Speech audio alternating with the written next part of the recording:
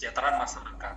Intinya kalau kita tarik mundur, itu artinya kita harus punya PAD mandiri.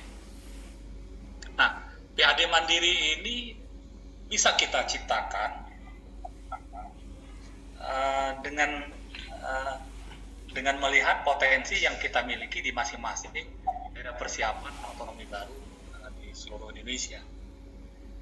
Jadi sebagai contoh, misalkan endingnya adalah PAD kita gimana nih?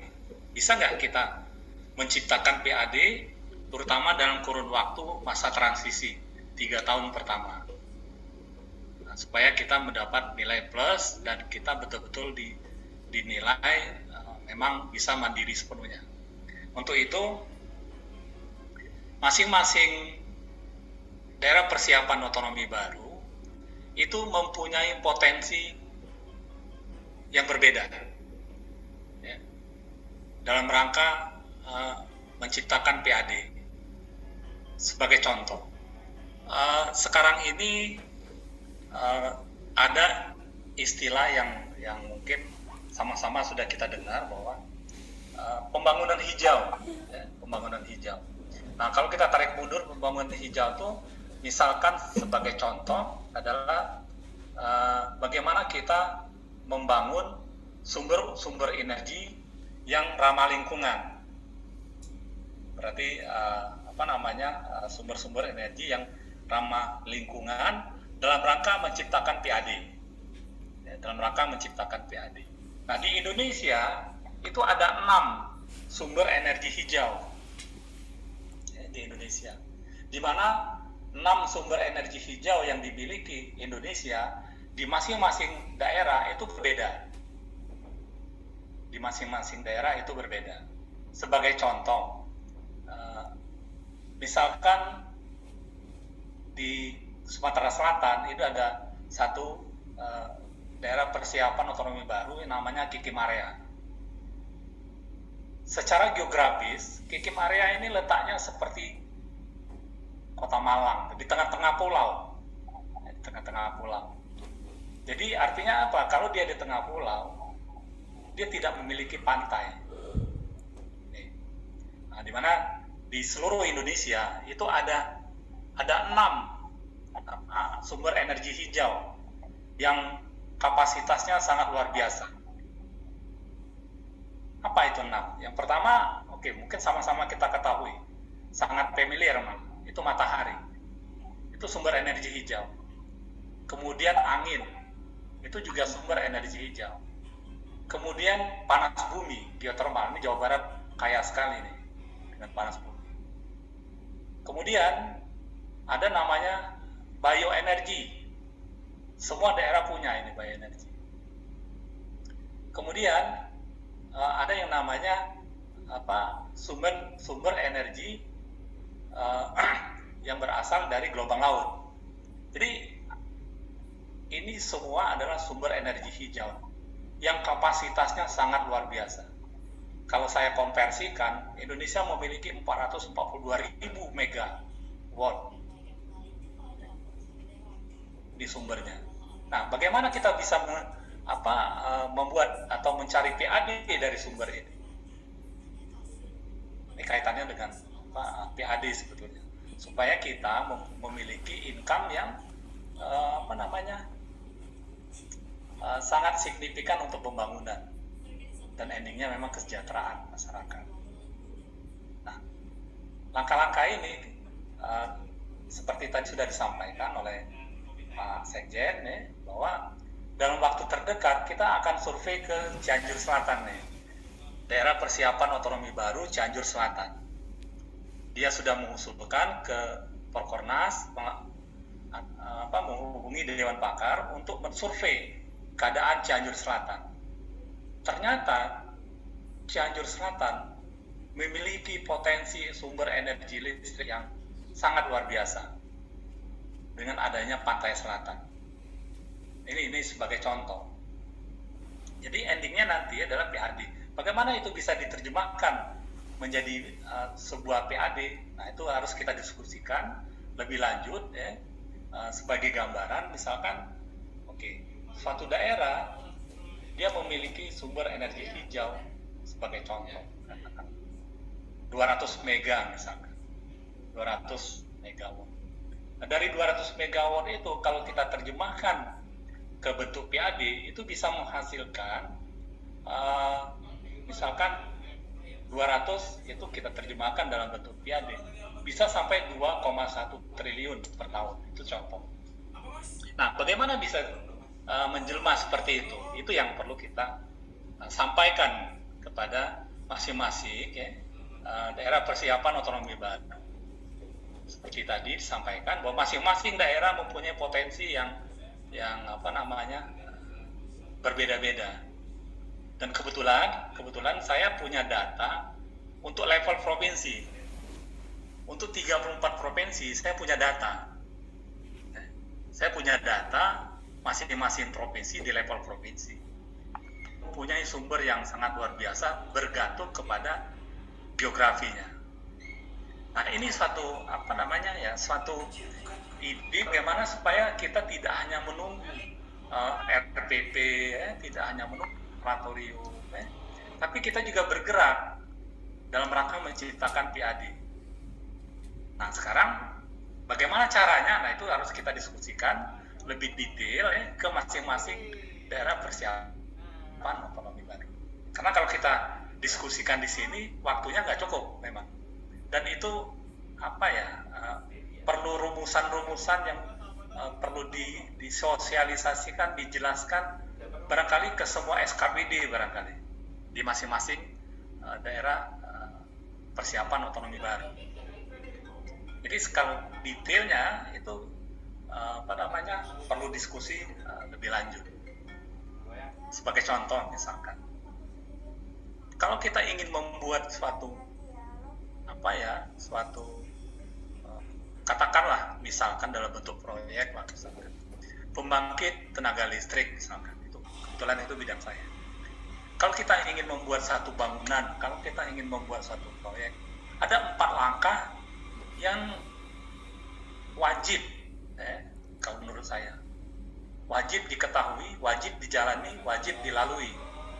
Apa itu 4 langkah dan wajib dimiliki? Langkah pertama adalah dana pembangunannya ada nggak nih? Baik sumber dananya dari pemerintah maupun sumber dananya dari swasta. Misalkan swasta, ada nggak investor yang mampu dan mau untuk bergabung? Tentu harus ada link, harus ada komunikasi secara profesional antara daerah persiapan otonomi baru dengan calon investor. Apa yang akan kita lakukan? Berarti uang, berarti dana. Itu yang pertama. Harus ada dana. Itu yang pertama. Yang kedua, ini nanti kita akan bagaimana cara menciptakan PAD. Yang kedua, ada nggak sumber daya alam yang bisa dieksplor? Tentu syaratnya harus menuju ke pembangunan hijau istilahnya. Kalau istilah internasionalnya SDG, Sustainable Development Goal. Nah, ini kita harus menuju ke sana. Nggak bisa lagi misalkan, kita punya katakanlah suatu daerah yang kaya dengan batu bara. Dia ingin mengeksplor batu bara. Kalau menurut saya itu jangan. Jangan dieksplor. Karena lebih banyak mudaratnya daripada manfaatnya. Merusak lingkungan. Karena ada alternatif lain yang belum digali. Alternatif ini yang perlu disampaikan ke masing-masing daerah persiapan otonomi baru. Misalkan seperti itu. Nah, jadi seperti tadi ada 4 poin yang harus kita miliki. Pertama ada dana, baik dana pemerintah maupun dana swasta. Yang kedua itu adalah ada nggak kita sumber daya alam yang bisa menuju ke pembangunan hijau? Seperti contoh misalkan, daerah persiapan otonomi baru Kikim Area. Ini ada pimpinannya, Pak Ghazali Hanan. Di Kikim Area itu memiliki 7 sungai di Kikim Area. dari 7 sungai itu ada 3 sungai yang sangat berpotensi untuk dijadikan PLTA. Endingnya energi hijau endingnya. Nah, multiplier effect dengan adanya pembangunan PLTA banyak sekali. Bisa cetak sawah, bisa perikanan, bisa pariwisata, dan sebagainya. Itu semua PAD itu. Kebetulan saya sudah menghitung untuk Kikimare ada 1 sungai dengan kapasitas pembangkit tenaga listrik itu 140 mega. 140 mega. Sebagai contoh, misalkan. Beban puncak Jogja itu cuma 15 mega. Ini ada energi 140 mega. Jadi sangat luar biasa. Recording in progress. Sebagai contoh lagi perbandingannya,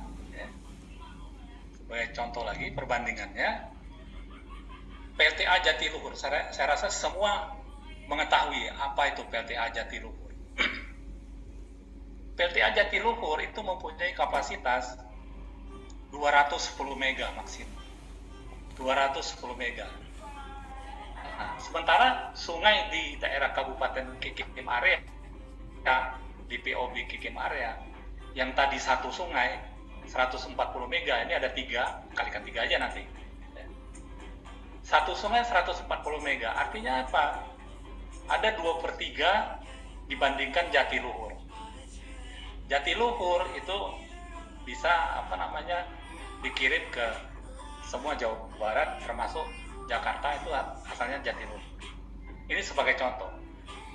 Nah, tapi nanti pada saat kita membangun, coba di masing-masing daerah persiapan otonomi baru diusulkan ke DPRD, bagaimana kita mengaturnya, bagaimana kita bisa memperoleh PAD itu, barangkali dengan perda, masukkan ke perda, bagaimana bagi hasilnya, seperti itu. Nah, saran saya, kalau kita memasukkan perda bagi hasil energi, jangan dalam bentuk rupiah, jangan dalam bentuk uang nominal, jangan.